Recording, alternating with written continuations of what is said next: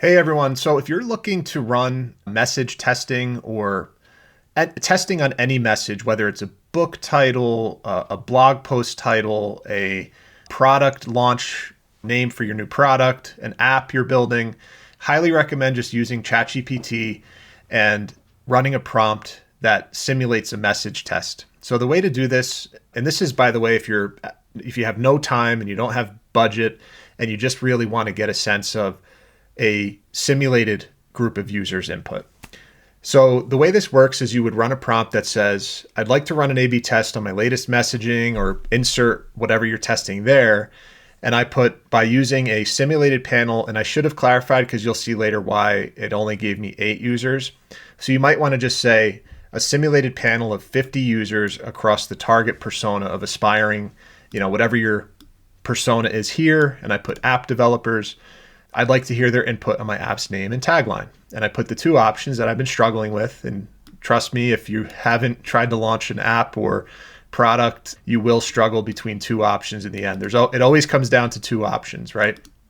So one way to bypass the fear of not using the right name is just run this simulated test. And you can do 50 users, 1,000 users, how many users you want. And this is how it responded. I can simulate a feedback from a panel, etc. Let's run it test now.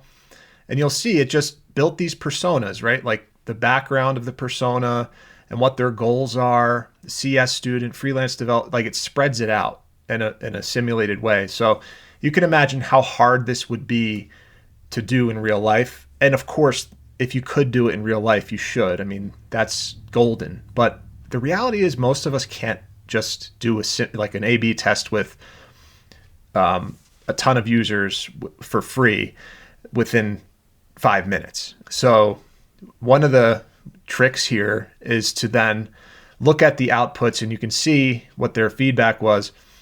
And I then said, run the simulation, because it said, would you like anything else? And I said, would run the simulation to expand it to 50 prospects. This is when I wanted more data, right?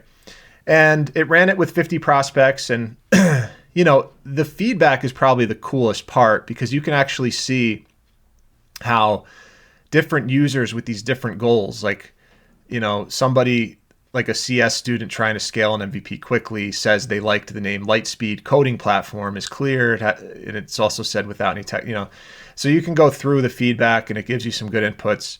Ideally, you would have a better result than this that is clearer, because this would kind of drive me nuts because it's still not like overwhelmingly in any direction. But it gives you enough to move forward on, and it gives you some insights that are found in the testing. This is seen as energetic.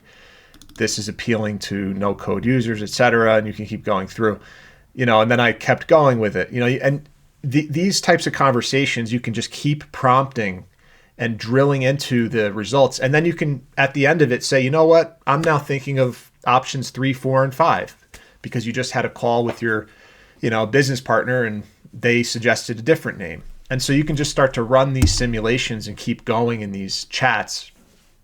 And at the end, it came up with a consideration for refinement, which said, consider Lightspeed App Creator, build apps, no coding required, Lightspeed Builder, or Lightspeed No Code.